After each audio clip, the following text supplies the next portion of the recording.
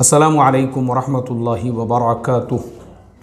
मोहतरम भाइयों, बुज़ुर्गों, दोस्तों, वसीम रिज़वी का वीडियो आपको मुसलमानों के हर ग्रुप में और इनफरादी तौर पे कम से कम 1500 से ज़्यादा लोगों ने मुझे सेंड कर दिए।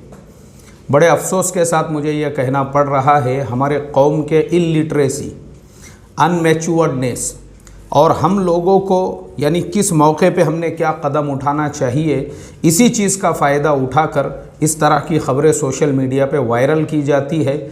हम लोगों का सिर्फ इस्तेमाल होता है। हम भले अपने आप को कितना ही होशियार समझ लो, अक्लमंद समझ लो, लेकिन सिर्फ हमको यूज़ किया जाता है क्योंकि वसीम रिज़वी के जैसे लोगों को पता है कि ये मुसलमान कौम, इनके अंदर एक तो मैच्योरिटी की कमी है, इलिटरेसी बहुत ज़्यादा है। इस तरह की कुरान के बारे में, इस्लाम के बारे में, दीन के बारे में, नबी पाक सल्लल्लाहु अलैहि वसल्लम के बारे में कुछ बोल दो या किसी किस्म का कोई ऐसा कदम उठाओ जैसे अभी उसने उठाया है, सुप्रीम कोर्ट में याचिका दायर करके ये लोगों को काम में लगाने के लिए काफ़ी है। फिर ये लोग खुद जो है वीडियो वायरल करने में लग जाएंगे। ये मकसद है उसका। क्यों है? हम लोग स्टोरी के पीछे की स्टोरी कभी भी नहीं देखते हैं कि एक इंसान ने ये कदम उठाया तो क्यों उठाया है। अब वो मैं आपको बताता हूँ। वसीम रिज़वी एक बदनाम ज़माना ऐसा इंसान है जिसके ऊपर सीबीआई ने कई केसेस ऑलरेडी बुक किए हुए हैं। अभी ये मेरे सामने एनडीटीवी की वेबसाइट है और ये वेबसाइट पर जो मैं ख़बर पढ़ रहा हूँ, ये ख़बर है, देखो, 20 नवंबर 2020 सुबह में 10 बजे की। क्या है न्यूज़? चलिए, न्यूज़ है new Delhi Lucknow.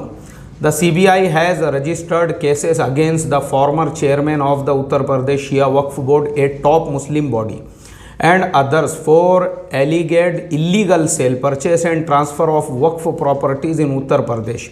The state governments had ordered a CBI probe last year into alleged illegal sale and transfer of Waqf properties by UP Shia Central Waqf Board and UP Sunni Central Waqf Board. Based on the Uttar Pradesh government's recommendation, the Central Probe Agency registered 2 cases against the former chairman of the Uttar Pradesh Shia Waqf Board, Wasim Rizvi, and others. The CBI invoked charges of cheating, criminal intimidation and breach of trust.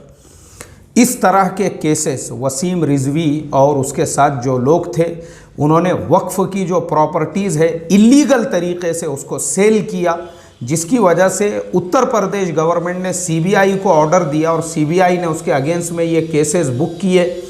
एक तो धोखा देना है, दूसरे जो है criminal इंटिमिडिएशन, और जो उसके ऊपर भरोसा किया गया था और भरोसा करके उसको वक्फ बोर्ड का जो चेयरमैन बनाया गया था, उसने उस भरोसे को तोड़ा है।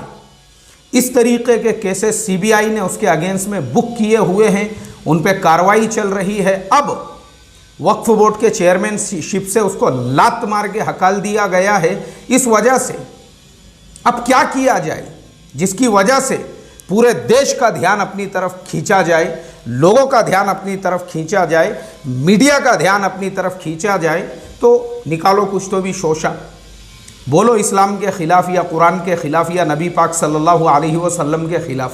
और वैसा ही उसने किया। और हम जो है, हमको कुछ, मैं बता रहा हूँ ना, यही इसी चीज़ का फ़ायदा उठाया जाता है। आज ही मैंने बदगुमानी के ऊपर एक सबक दिया हूँ इसी वजह से, क्योंकि मिजाज और हमारा मिजाज ही नहीं रहा।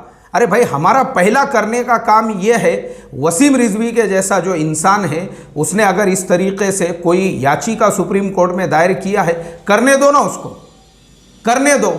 कुरान पाक में अल्लाह तबारक व तआला ने खुद इस बात का ऐलान फरमाया है, इन्ना नहनु नज़्ज़लना ज़िक्र व इन्ना लहू लहाफ़िज़ून। कुरान करीम आज से है 1450 साल से लेके आज तक ऐसे लाखों वसीम रिज़वी पैदा हुए, लेकिन कुरान के एक आयत, एक हर्फ में भी वो हेर फेर नहीं कर सके, और आगे भी ऐसे हज़ारों पैदा होंगे। हमको टेंशन लेने की क्या ज़रूरत है? काहे के लिए हम लोग वो वीडियो शेयर कर रहे हैं और एक दूसरे को फॉरवर्ड कर रहे हैं? फ़ौरन बंद करो उसको, कोई ज़रूरत नहीं है। कोई उसको क्यों बढ़ावा दे रहे हैं? हम, वो तो यही चाहता है उसको बढ़ावा दिया जाए। क्यों बढ़ावा दे रहे हैं आप? इमीडिएटली मैं आप लोगों से रिक्वेस्ट और दरखास्त करूंगा, जो उसका मकसद है उसको कामयाबी मत हासिल होने दो, फ़ौरन उसके वीडियो को फॉरवर्ड करना हम बंद करें। उसको जो करने का है करने दो, करने दो उसको जो करने का है। उसके जैसे हज़ारों पैदा हुए, होते रहेंगे, ध्यान मत दो, उसको इग्नोर करो। हज़रत जी मौलाना यूसुफ साहब रहमतुल्लाह अलैहि फरमाते थे, बातिल को ख़त्म करना है, उसका तस्करा ख़त्म कर दो, इंशाअल्लाह बातिल की जड़ें खुद ब खुद ख़त्म हो जाएगी। तो मैं आप लोगों से यही रिक्वेस्ट करूँगा, इस तरह के लोगों का ना टेंशन लेना है और ना उनको बढ़ावा देना है। अल्लाह ताला हम तमाम को समझ अता फ़रमाए और मैं जो समझाना चाह रहा हूँ वो आपको समझा दे। अस्सलामु अलैकुम वरहमतुल्लाहि वबरकातुहू।